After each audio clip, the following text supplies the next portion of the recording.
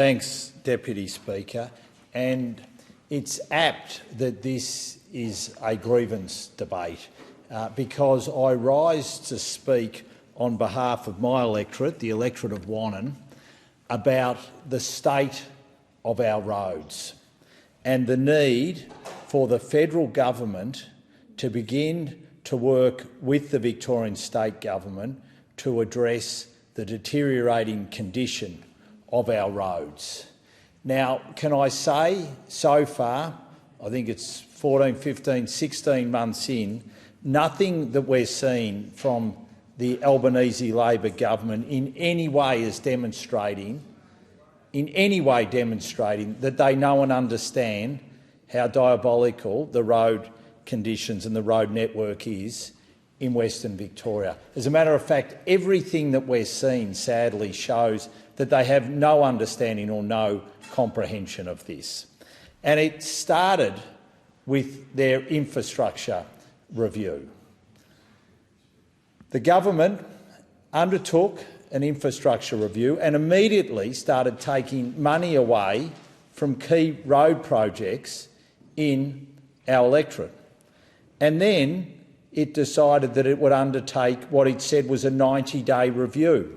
Well, that 90-day review has turned into a review which has now lasted for longer than 120 days and shows no sign of ending. As a matter of fact, I would love the Infrastructure Minister, Catherine King, to announce either today or tomorrow when that 90-day review will actually end and when we will hear about it, because the clock is ticking and the roads continue to deteriorate. And it's not only in Western Victoria that this is happening. Right across the nation, especially in regional and rural Australia, roads are deteriorating while the government sits on its hands and does nothing with its infrastructure spending.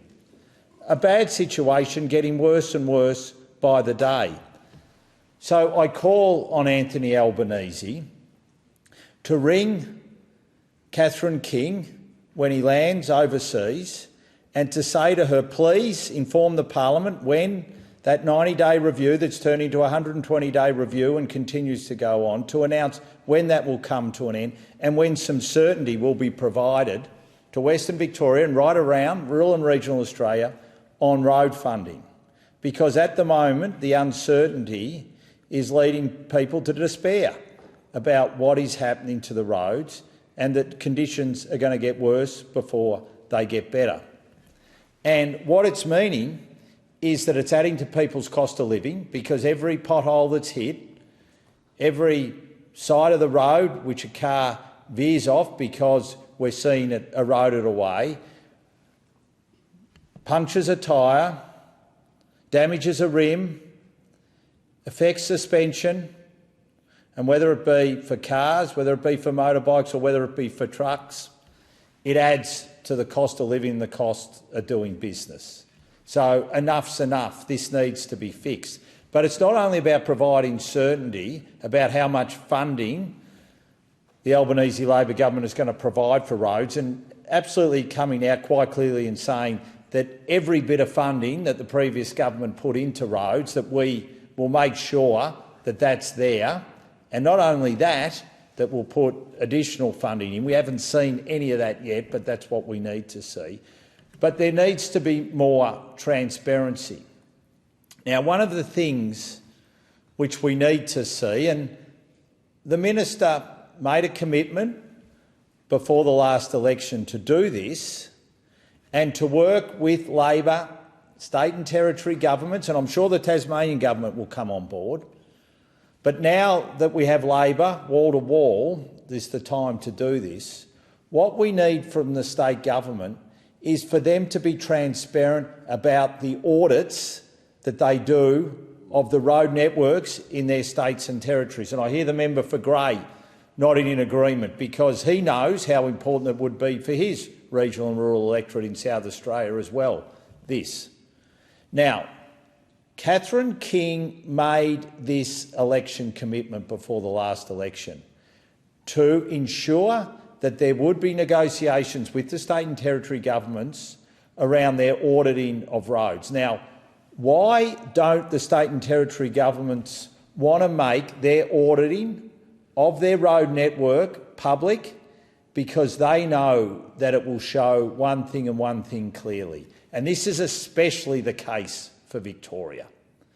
It will show that the road network in regional and rural areas is deteriorating before their eyes and they need to do something about it. So rather than spending billions and billions on suburban rail networks where the costs blow out from 20 to 40 to 80 now to over $100 billion, they would be able to fund the roads in regional and rural Victoria, which the audits clearly show should be the highest priority. Now, why should the minister demand that she honours her own election commitment?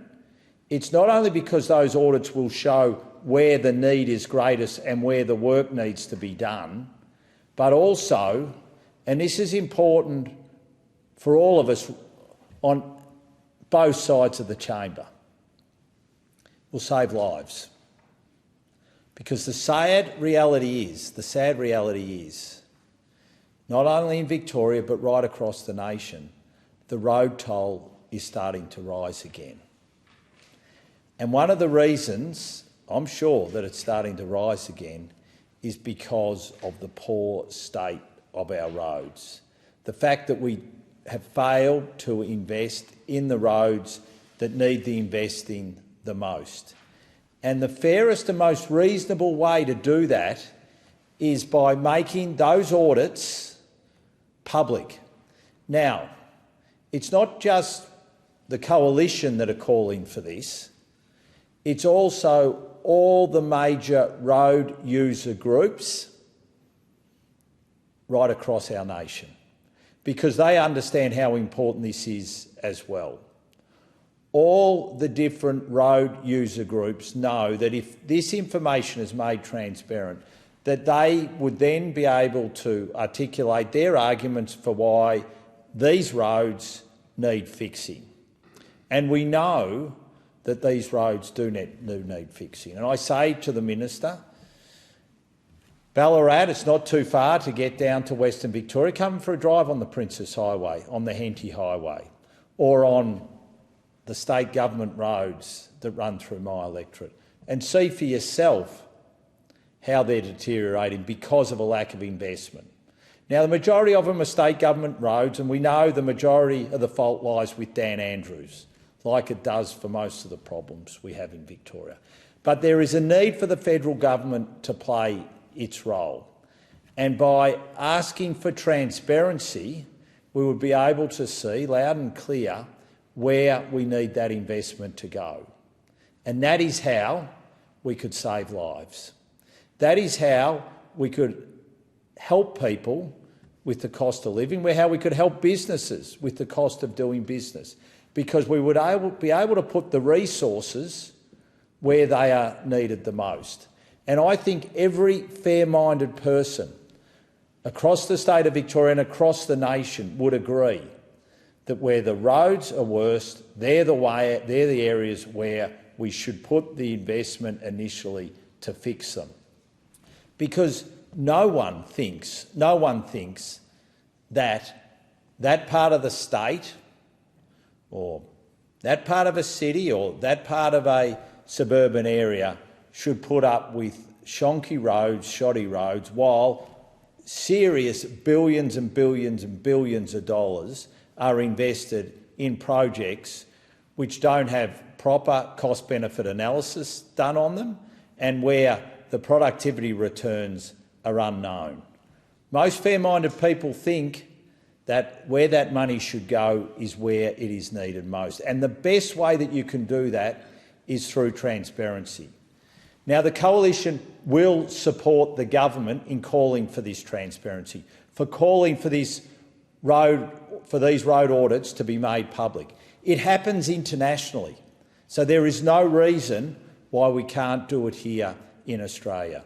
And what that would mean, for the first time, we would be getting money put into our road network where it is needed most, and I'm absolutely sure that would be in rural and regional Australia.